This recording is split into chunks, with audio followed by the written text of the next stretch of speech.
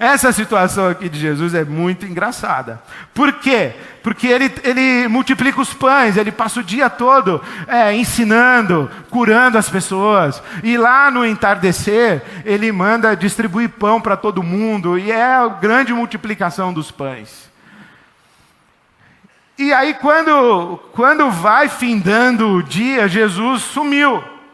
Devia estar em oração em algum lugar, sei lá, Jesus sumiu. Os discípulos o que fazem? Eles que tinham saído daqui, da margem do mar, da margem da região da Judéia, mais precisamente de Cafarnaum, que era o quartel-general de Jesus, onde morava a sogra de Pedro. Então Jesus saiu de barco aqui de Cafarnaum, atravessou para outra margem do lago, porque o mar da Galileia, você sabe, é um lago, 14 quilômetros por 21, lago, água doce, aí escorre pelo Rio Jordão até o Mar Morto lá embaixo, e o Rio Jordão abastece com água doce Israel, desde aquela época, desde todos os tempos de Israel ali na Palestina. Então, Jesus atravessa de um lado, aí vai lá, fala, prega, cura, e multiplica os pães, e aí vai chegando a noite, mas aqui, não é um lugar bom para os discípulos de Jesus, é terra estranha, é povo estrangeiro, é zona de hostilidade. Aí o que eles fazem? Pegam o barco e vão embora, porque Jesus sumiu, demorou. Lá pelas tantas, diz aí o capítulo 6, versículo 16, que ao anoitecer os discípulos desceram para o mar, entraram num barco e foram de volta para Cafarnaum.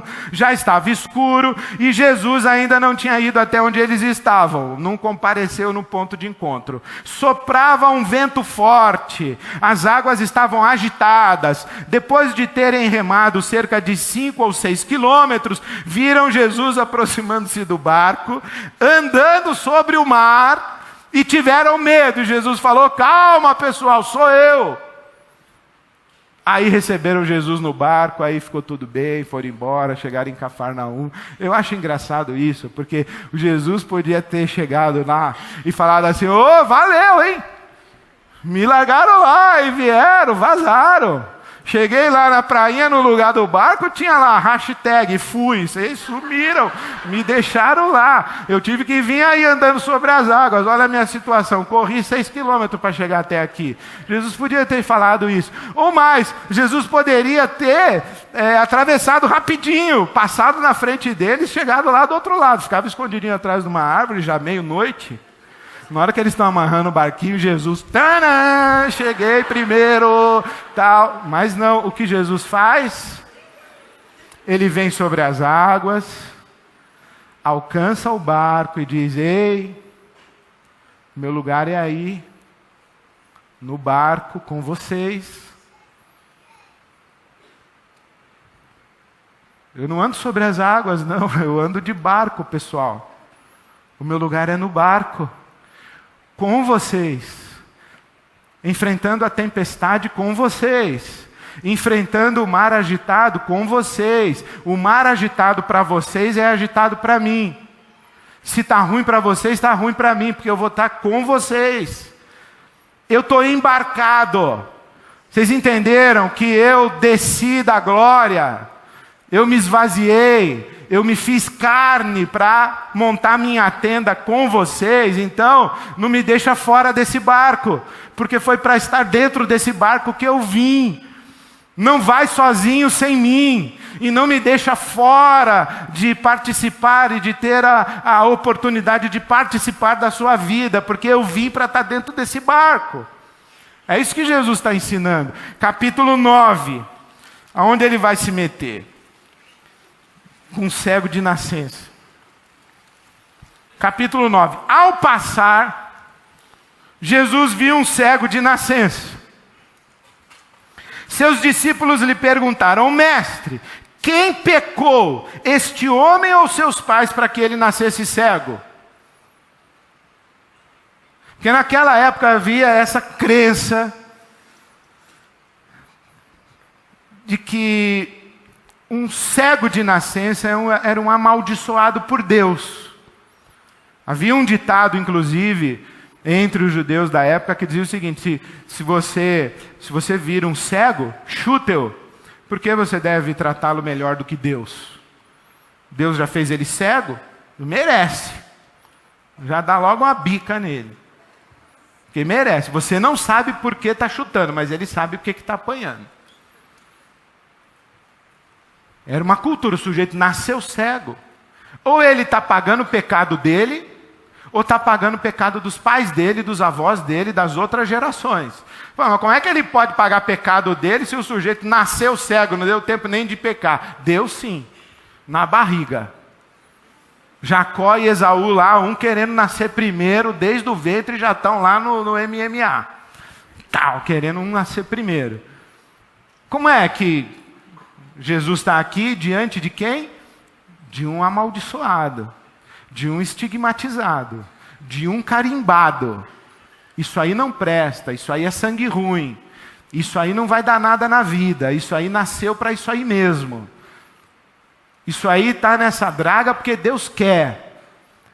Isso aí é juízo e disciplina de Deus. Isso aí não tem jeito. Aí Jesus tem que parar e falar assim: bom pessoal, deixa eu explicar para vocês uma coisa. Não foi nem ele, nem os pais dele, não foi ninguém. Isso aí é para que a glória de Deus se revele na vida dele. Porque também havia uma expectativa de que só o Messias poderia curar um cego de nascença. Muitos pretensos Messias faziam milagres nos dias de Jesus. Mas alguns milagres, eles acreditavam, eram específicos do Messias. Expulsar um demônio mudo, ressuscitar um morto, curar um cego de nascença. Se você está em João capítulo 9, versículo 32. Ninguém jamais ouviu que os olhos de um cego de nascença tivessem sido abertos. Ninguém jamais ouviu que um cego de nascença tivesse os olhos sido abertos. Então, nunca na história de Israel, um cego de nascença havia sido curado. Se aquele cego de nascença foi realmente curado, Jesus, quem o curou, é o Messias. Só que não combina esse Jesus na festa de casamento, conversando com mulher samaritana, esse Jesus aí curando no sábado, lá expulsando, fazendo confusão no templo de Jerusalém. Esse não pode ser o Messias. Então ele não pode ter curado esse cego de nascença. Então a comissão de inquérito do Sinédrio vai pesquisar e vai tentar desmoralizar o milagre da cura do cego de nascença, dizendo o seguinte: ele era cego, mas não era de nascença, ficou cego depois. Ou, e não era ele não, esse daí era da mesma rua, mas não era o cego de nascença. Então o que eles vão fazer? Eles vão lá falar com os pais do cego de nascença. Porque eles estão querendo puxar o tapete de Jesus. E se os pais dão razão para Jesus, é uma confusão. O que os pais dele fazem? Sei de nada, ele já é grande, meu filho é grande, pergunta para ele lá. Os pais, lavam as mãos. Aí eles vão falar com o cego de nascença. Comissão de inquérito do Sinédrio. Ô cego de nascença, ex-cego, né? Ô ex-cego de nascença. O cego de nascença diz: sei de nada. Só sei que eu era cego, agora vejo. E não mexe muito nisso aí não, para não atrapalhar minha nota, que eu já passei. Não vai pedir revisão de prova agora, que eu já passei. Deixa esse negócio quieto. Não vai mexer nesse milagre. Eu era cego, agora vejo. E ele foi embora. Ele não está nem um pouco preocupado com Jesus, ele quer ver. Ele quer ver. Ele não está nem um pouco preocupado com Jesus. É Jesus quem vai atrás dele, encontra com o cego, o ex-cego em algum lugar, bate no ombro dele e fala: oi. Aí o cego, o ex-cego, olha para ele, fala: a gente já se conhece? falou, mais ou menos, é que a primeira vez que a gente se encontrou, você era cego. E quem é você? Ele falou, sou eu, o cara que fez você deixar de ser cego. Ele falou, rapaz, que prazer te conhecer. Mas se Jesus não tivesse ido ao encontro dele, ele não estava procurando Jesus. É Jesus quem vai se revelar. Não é ele quem vai procurar. Capítulo 12. Lembra que Jesus ressuscitou Lázaro? No capítulo 11. Agora, no capítulo 12 de João, 6 dias antes da Páscoa, Jesus chegou a Betânia, onde vivia Lázaro, a quem ressuscitara dos mortos. Ali prepararam um jantar para Jesus. Marta servia, enquanto Lázaro estava à mesa com ele. O que Jesus foi fazer lá? Reunião da célula? Não. Reunião de clube bíblico? Não. Reunião de oração? Não. Culto nos lares? Não. O que Jesus foi fazer lá? Jantar. E que mais? Jantar. Com quem? Com Lázaro, brother dele, amigão dele. Lázaro, Marta e Maria. Mas não rolou uma evangelização, foi jantar. Jesus gostava de jantar. Foi acusado de beberrão e comilão. Também já começou a vida pública multiplicando lá, transformando água em vinho. Queria o quê? Agora já está jantando. Jesus gostava de comer com as pessoas. Gostava de estar à mesa com as pessoas. Por exemplo, Jesus se convidava para ir comer na casa dos outros. Ô Zaqueu, eu vou jantar na tua casa hoje. Ficava folgado. Então Jesus era assim, ele foi jantar. Foi jantar lá na casa do Lázaro. O que mais? Mais nada, ele foi jantar. Aí chegou uma mulher e adorou a Jesus, derrubou perfume nele, etc. e tal, porque era Jesus, entendeu? Mas ele foi lá não para ser adorado, ele foi lá para jantar na casa de Lázaro. Agora capítulo 20. Do 12 para o 20, você gostou, né? Que foi salto, 12 para o 20. Aonde Jesus está? Agora já ressuscitou, hein? Jesus já ressuscitou. Capítulo 20, ele já ressuscitou. As mulheres disseram que viram Jesus ressuscitado. Mas a opinião de mulher não valia nada na época. Nada. Mulher não valia nada. Você só valia para carregar a água do poço.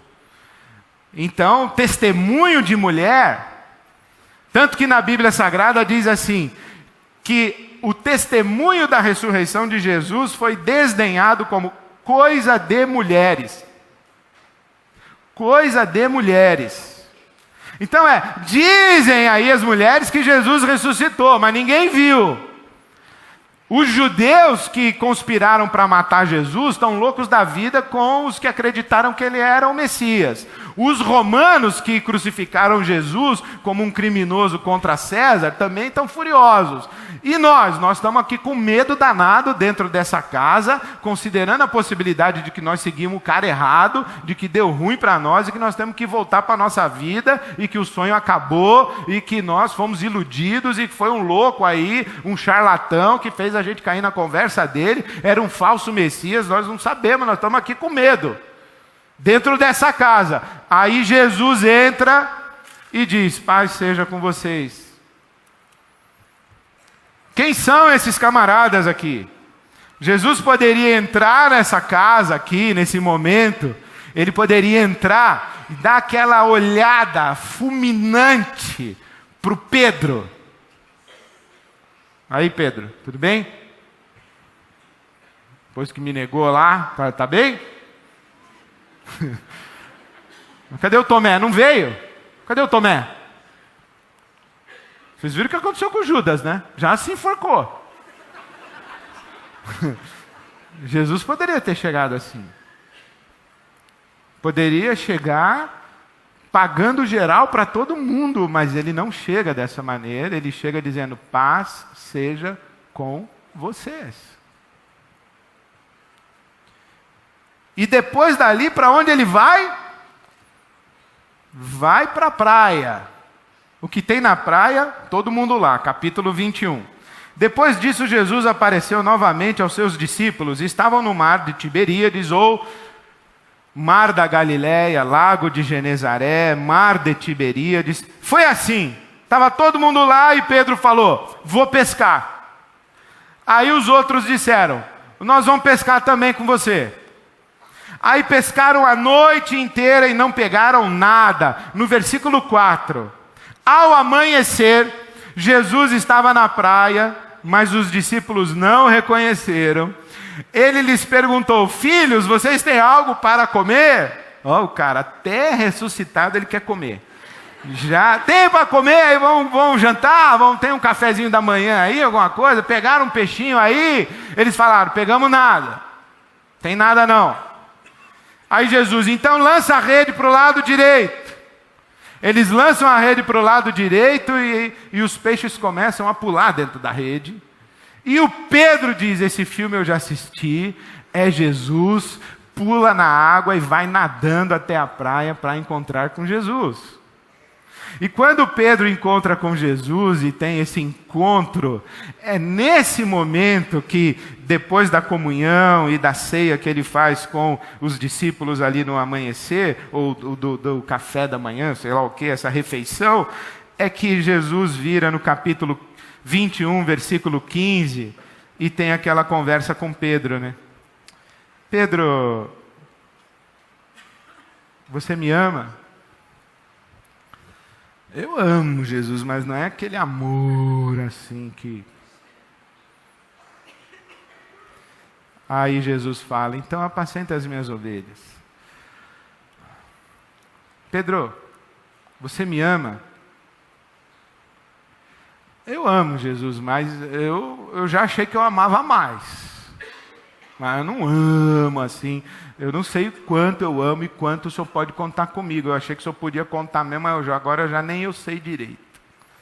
Aí Jesus fala para ele: então, conto com você, apacenta as minhas ovelhas. Pedro, você me ama? De novo. Pedro fica triste. Fala: ó, Jesus, você desculpa, mas se você está esperando eu dizer amo, eu vou dar minha vida por você, não vou. Não tenho coragem de responder isso aí para o senhor, porque eu já falei uma vez e viu no que deu. Então eu já não sei. E Jesus fala: mas eu conto com você, apacenta as minhas ovelhas. Bom, esse breve passeio pelo Evangelho de João, o que eu queria sublinhar? Voltando, hein? Ou a gente tem que aprender o acesso para a sala do trono, sair daqui do lixo, ou a gente tem que construir o ambiente correto para que Jesus venha. Mas no Evangelho de João, quando se diz que o Verbo se fez carne e habitou entre nós, os dois mundos, o de Deus e o nosso, se imbricaram, se misturaram, se entranharam um no outro, de modo tão maravilhoso, que a gente não precisa ir lá e nem precisa abrir um regime de exceção no nosso mundo e na nossa vida para que Deus venha. Porque o Verbo se fez carne e veio montar a sua tenda entre nós. Mas onde entre nós? Na festa de casamento dos nossos filhos. Onde entre nós? No leito de hospital onde a gente está, com a nossa maca. Onde entre nós? Naquela sala onde a gente está sem querer sair da cama, sem querer levantar do sofá, sem ânimo, sem vontade de nada, com medo, com ansiedade, com dúvida. É lá que ele está. Aonde entre nós? Nas nossas confusões religiosas, na nossa falta de fé, no nosso embaraço bíblico, na nossa falta de cultura para entender a vontade de Deus, na nossa confusão emocional, nas nossas crises espirituais. É aí que Jesus está. Onde entre nós? Na porta da escola, com as mães indo buscar seus filhos. Onde Jesus está? Jesus está misturado aqui, ó. E a impressão que eu tenho é que quanto mais nós queremos aprender a ir lá, entrar na sala do trono para encontrar Jesus, mais a gente se afasta dele. E quanto mais a gente quer criar ambientes puros, imaculados, criar assim, aquela igreja que está na unção, está santificada, está consagrada, está chegando de 40 dias de jejum, está vendo? Está assim, poderosa, aí Jesus vem. Mas o Verbo se fez carne e habitou entre nós, veio se misturar com a gente, porque o que nós somos mesmo, pessoal, nós somos um lixão.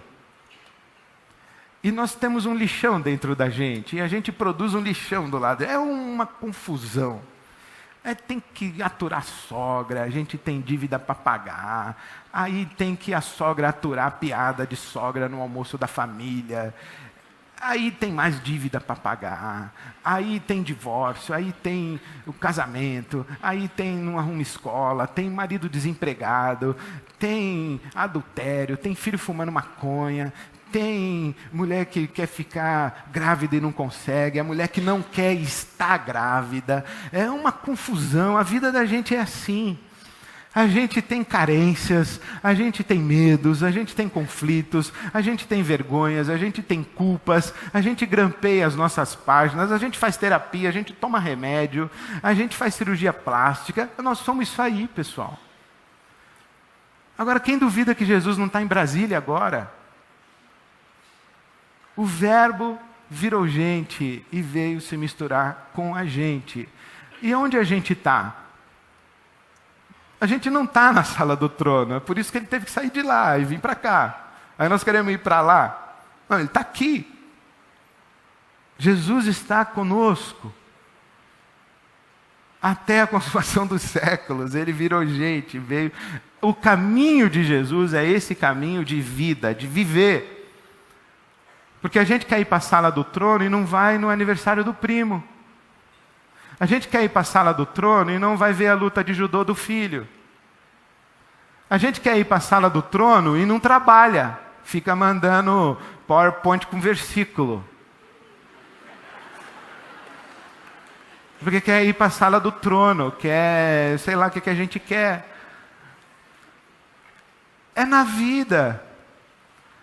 É no balcão da loja, é na fila, é no metrô, é aí que Jesus está. E quando a gente adquire essa consciência profunda de que o nosso mundo, com todo o lixo que é o nosso mundo, Jesus veio nesse lugar aqui, e veio para fazer toda a diferença, porque sabe, quando Jesus está no meio da corrupção, ele não se corrompe. Quando Jesus está no meio dos adoecidos, ele não adoece. Quando Jesus está no meio dos pecadores, ele não se torna um pecador igual. Quando Jesus está no meio dos que têm crise de fé, ele não entra em crise de fé. Quando Jesus chega na nossa situação, ele não absorve a nossa situação. Ele nos abençoa com o que ele é. Isso é uma grande inversão nessa cultura religiosa. Até Jesus, o sujeito que tocasse um leproso ficava impuro. Mas quando Jesus vem, Jesus toca o leproso e é o leproso que fica puro, não é ele que fica impuro. Por isso o Verbo se fez carne e habitou entre nós. Quanto mais a gente quer construir esse espaço aqui próprio, adequado para Jesus chegar, mais para longe dele a gente vai. Porque a gente está construindo um lugar falso. Aí eu quero terminar contando para você a história daquele diácono da Igreja Batista lá em Salvador. Meu amigo me contou. Domingão, sol, Salvador, salve Salvador. Sol, domingo, praia lotada. Os crentes na igreja. O pastor disse para o diácono: irmão, conduza-nos em oração. O diácono levantou-se para orar e disse: Deus nosso Pai, graças te damos, porque não somos como os demais. Esse lance de não somos como os demais é impressionante. Nós estamos aqui buscando a tua face. Vimos aqui louvar o teu nome. Não somos como os demais. Né? Já viu alguém na Bíblia orar assim, graças te dou porque não sou como os demais? Ok, então graças te damos porque não somos como os demais. Estamos aqui porque vimos buscar a tua face. Não somos como os demais. O diácono está orando. Como os demais que estão agora naquela praia, tomando aquela cerveja geladinha.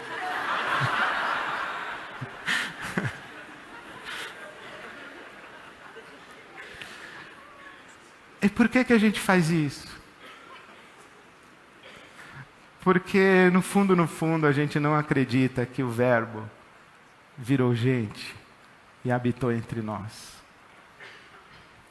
Na praia, no clube, no café da manhã da família, no trabalho, no acompanhar a votação do impeachment, em votar o impeachment, sim ou não, em estar na rua, em sofrer pelo país, em trabalhar amanhã. Jesus está embarcado com a gente. Não sei qual é a sua situação, e você vai voltar amanhã. Você vai voltar para a vida, não vai? Então, Jesus está lá. Você fica atento, porque a qualquer momento, no lugar que você menos espera, através de uma pessoa que você menos espera, ele vai bater no seu ombro e vai falar: oi, olha eu aqui. E você vai falar: Jesus, o que você está fazendo aqui? Eu falei assim: não se esqueça, eu sou o Verbo que se fez carne para vir morar com vocês e entrar e viver e navegar no seu barco. Eu estou aonde? Onde você está. Porque só teve uma razão para eu sair de lá: você. Então eu vou estar onde você está. Você não precisa fazer nada para descobrir onde está Jesus, porque Ele está fazendo de tudo para encontrar você. Você fica atento, porque amanhã, quando você menos esperar, Ele vai bater no seu ombro e vai dizer: oi, eu estou aqui com você. Que Deus te abençoe e te dê uma semana muito abençoada.